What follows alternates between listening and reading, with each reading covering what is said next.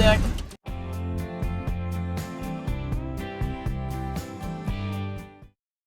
What is going on, guys? So have you ever been in a situation where you need to get your vehicle off of the ground, but you also need the vehicle to quote-unquote be on the ground to set maybe alignment, maybe drive shaft angle or something along those lines? Well, I'm going to show you how to do that for a pretty low cost. So we're going to be making vehicle lifts out of wood.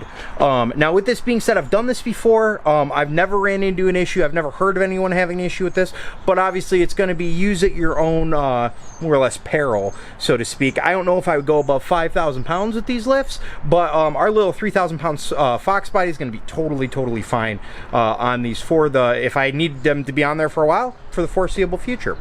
So what do we have? We have right now, you're looking at $77 in 2x4x8s, as well as a 5-pound pack of screws. So what we're going to do is we're going to divvy these up into 16-inch sections, and then we're going to build up a vehicle lift out of those pieces. And I'll show you how to do it. You just go in the corners. Very simple. Now, this is going to make two assumptions for you to be able to do it for this cheap, okay? It's going to make assumptions that you've got access to a saw, as well as that you've got access to a drill. So, or, you know, some implementation of screwing, so to speak. You maybe could do them with nails. I don't know. That would be pretty painful to do that. But with that being said, there's a couple of different ways that you can go about it. So I'm going to get started on divvying all these up into 16-inch pieces. You could probably also get that done at like a hardware store such as Lowe's or Home Depot for a relatively cheap cost. From what I recall, they would do one free cut with each piece, and then each additional cut was 25 cents. So you can customize this to whatever you need it to be for your application. But I'm going to get started divvying that so it doesn't start raining on us, and we'll go from there.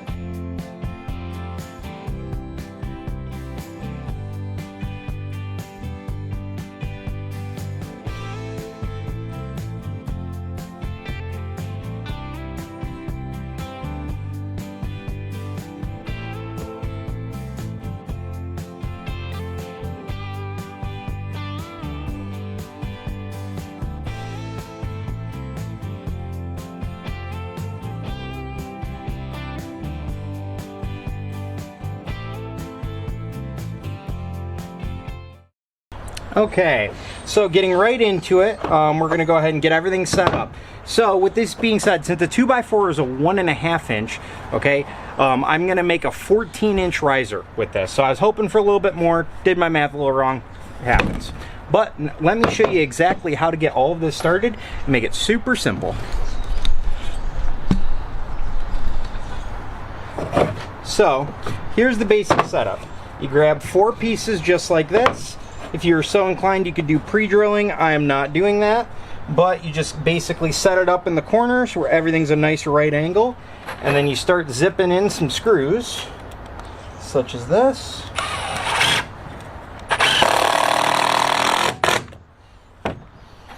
And I'm going to do 2 so I can set this angle correctly. All just doing it visually. Okay. That one's good. Set this one over here.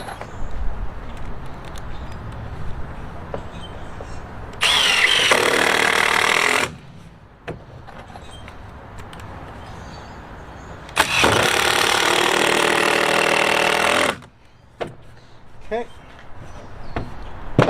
Now we can go ahead and set this. Now if your cuts are slightly off, it's not really the end of the world. This is, you know, pretty much, this is just a rough end. Again, it's not really the end of the world.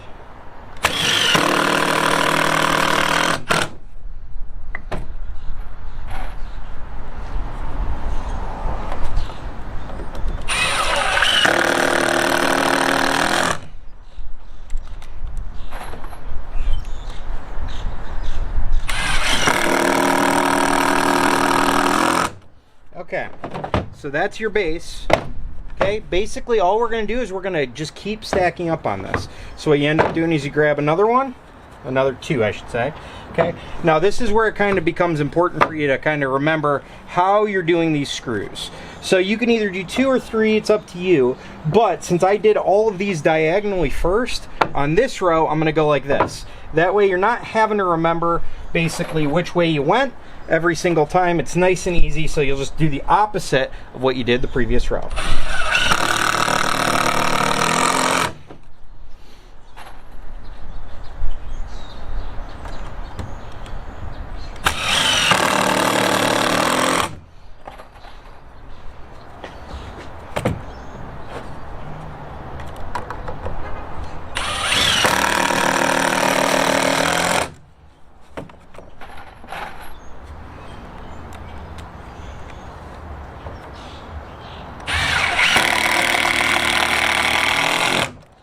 Now we got that one done, and for whatever reason, if you got a little confused which one it is, since you have one that you're not currently working on, you can always reference your pattern and then move it back and put it as square as you can.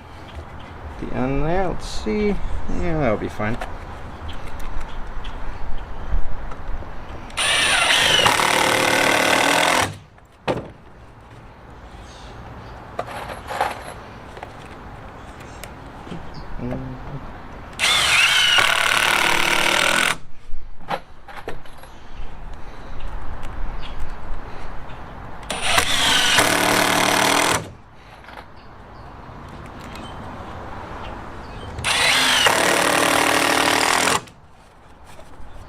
Okay, so right here we have 4.5 total inches as of right now. So in another row it'll be 6, so on and so forth. So what I'm going to do is I'm going to get this one built up to 14, show you what that looks like. We'll get the rest done, and then we'll show you what it looks like on the car. Okay, and then here's the first one done. So what I went ahead and did is I went ahead and just started writing out the inch intervals of what it was, just so I could stay on track with everything. So we ended up getting 13.5 inches. So I was a little off in my math yet again, not a big deal, but this is exactly what it looks like. Now what your tire is going to do is your tire is going to run right in between here. So if you think about your tire going like right like this can be totally open. It's not going to matter, just because your tire is going to be putting the most amount of pressure on these 2 points.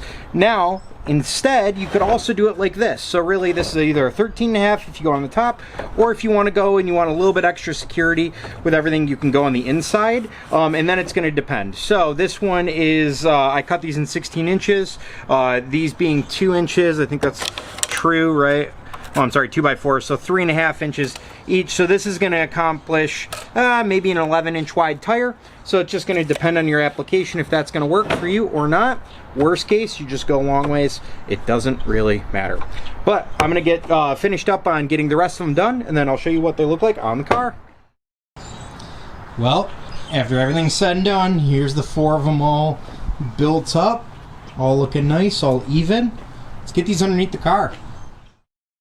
Well, that is now with them fully underneath the car, and as you can see, I have so much ground clearance, it is not even funny.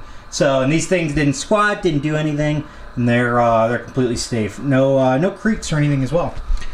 So that is how to make car lifts. So again, I only went 13.5 inches on these, and then since the full suspension comes down, you're able to do things like driveline angle. I've got an issue where with the coilover design that I have currently, that the steering wheel turns when the car is downwards, so I have to adjust for that, which now is going to be easy. Exhaust, basically anything that you need to do underneath a car, that unfortunately if you have a garage like mine where there's no room for you to put a hoist, now you're able to do virtually anything without any issues.